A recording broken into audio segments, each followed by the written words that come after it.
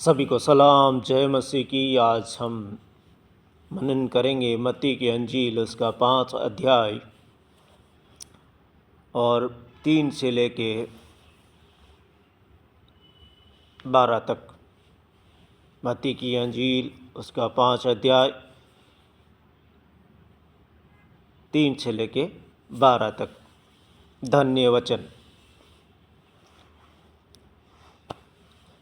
यहाँ पर ऐसा लिखा गया है धन्य वचन में कि धन्य है वह जो मन के दीन है, क्योंकि स्वर्ग का राज्य उन्हीं का है।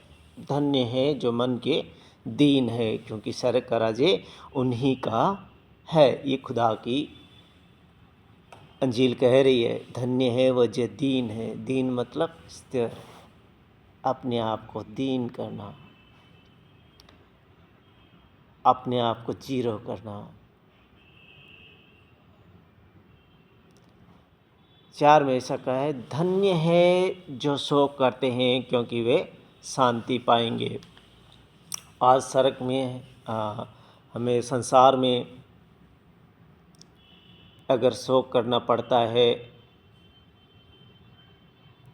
तो उसमें भी खुदा ने कहा है कि धन्य है वे लोग जो शोक करते हैं, क्योंकि स्वर्ग का राज्य उन्हीं के जैसों का है। तो आज हमें कोई भी सताए या कोई भी कुछ उल्ट पुल्ट बोले तो हमें दीन रहना है, नरम रहना है, नम्र बन के रहना है। हमें गाली गलौज, गुस्सा, नेगेटिव थॉट उनके प्रति नहीं करने हैं। 5 में ऐसा कहा है, धन्य है वे जो नम्र है, क्योंकि वे पृथ्वी के अधिकारी होंगे। अगर हम नम्र बन के रहते हैं तो हमें पृथ्वी के अधिकारी भी बनाएंगे, पृथ्वी के अधिकारी होंगे। 6 में लिखा है, धन्य है वे जो धार्मिकता के भूखे और प्यासे हैं, क्योंकि वे तृप्त किए जाएंगे। धार्मिकता के मतलब आज हम चर्च आते हैं, वचन सुनते हैं, आना भी चाहिए, क्योंकि हमें केवल खुदा ने ये नहीं कहा कि आप संडे को ही चर्च में जाओ। हमें हर दिन खुदा चर्च में बुलाना चाहता है। और मैं बार बार जिक्र करता हूँ कि पास्टर साहब ने कहा कि बाइबल से कॉल आती है, आप उस कॉल को अटेंड करो। तो यहाँ पर लिखा है कि धन्य है वो जो धार्मिकता के भूखे हैं और प्यासे हैं, क्योंकि वे तृप्त किए जाएंगे।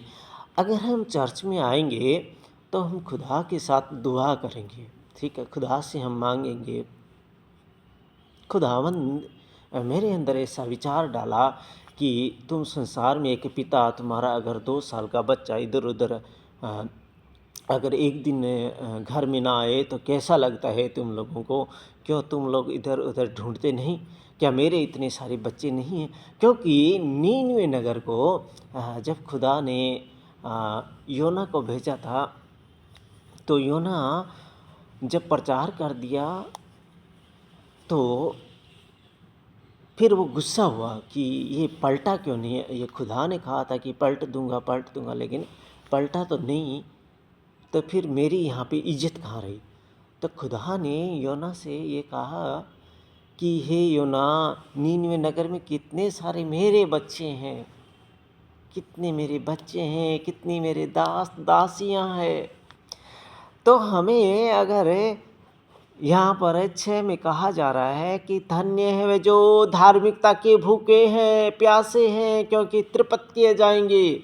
अगर हम चर्च आएंगे, अगर हम वचन पढ़ेंगे, अगर हम खुदा की प्रार्थना करेंगे, खुदा को धन्यवाद करेंगे, तो तृप्त किए जाएंगे। ये संसार हमारा ज़्यादा दिन का नहीं है। संसार 100 साल, 50 साल, 60 साल, 30 साल, उसके बाद में हमें यहाँ से जाना पड़ेगा।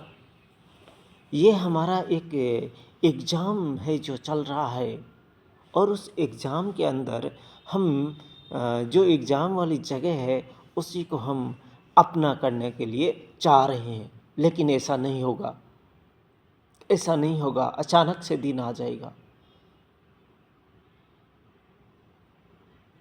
जैसे नूह ने जहाज बनाया, सबसे उसने कहा कि मैं मेरी किश्ती बना रहा हूँ, मैं मेरी जहाज़ को बना रहा हूँ, तुम भी इस जहाज़ के अंदर आ जाओ, अगर नहीं तो तुम जहाज़ बना लो, क्योंकि खुदा का ऐसा ऐसा वचन मेरे पास पहुंचा है, या ऐसा मुझे सपन दिखाया है कि ये महाप्रलय में डूब जाएंगे। और नूह जब तक उस जहाज़ के अंदर नहीं बैठ गया था, तब तक शादियां और विवाह उन लोगों के अंदर हो रहे थे। यह हमें बाइबल में लिखा हुआ मिलता है। तो मेरे प्यारे भाइयों और मेरी बहनों, क्यों हम इस संसार के ऊपर मन लगा रहे हैं? हमें खुदा के लिए 20 मिनट देनी चाहिए। देखो, मैंने उस दिन वचन में कहा था कि अगर आप चर्च में आएंगे और यहाँ पर आपका जो सोल है वो एनर्जाइज हो जाएगा, और जब आप इससे यहाँ से निकलोगे तो आपको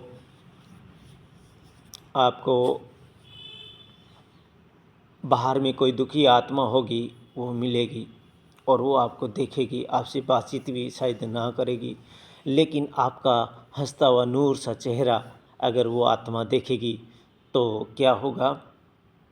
वो आत्मा यहाँ अपने चर्च के अंदर आने का उसका मन बनाएगी, ये प्लान बनाएगी और वो आएगा। और जब आएगा यहाँ पर घुटने टेक के और प्रार्थना करेगा कि हे खुदावन जी, तेरे दास तेरी दासियाँ तेरे बच्चे कैसे खुश रह सकते हो, हमें भी खुश रहना सिखा। तब वो वचन पूरा हो जाएगा खुदावंद का कि हर एक घुटना मेरे सामने झुकेगा और हर एक जीभ मेरा अंगीकार करेगी। तो यहाँ पर भी ऐसा ही है। 6 के अंदर आप मत्ती के अंजील निकालिएगा, उसका 5 अध्याय और 6 आयत में ऐसा लिखा, धन्य है वे जो धार्मिकता के भूखे। धार्मिकता के हमें भूखे होना चाहिए, खुदा के घर में हमें आना चाहिए, भूखे और प्यासे हैं क्योंकि वे तृप्त किए जाएंगे। धन्य है वो जो दयावंत है क्योंकि उन पर दया की जाएगी। जो किसी के ऊपर दया करते हैं हम, चाहे कोई हो, उसके ऊपर हम दया करके, खुदा कहता है कि मेरे लोगों का अगर कोई दूसरी जाति का भी अगर एक गिलास पानी भी पिलाएगा तो वो मुझे पिलाने के बराबर है।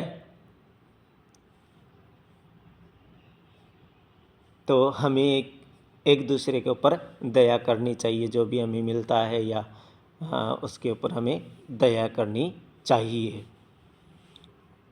धन्य है जो मेल कराने वाले हैं क्योंकि वे परमेश्वर के पुत्र कहलाएंगे। धन्य है वे जो मेल कराने वाले हैं क्योंकि वे परमेश्वर के पुत्र कहलाएंगे। किसी के साथ लड़ाई झगड़ा है तो उसका निपटारा कराओ, या उनसे कहो कि खुदा ऐसा नहीं मानता है, आप एक दूसरे से प्यार करो, मोहब्बत से रहो।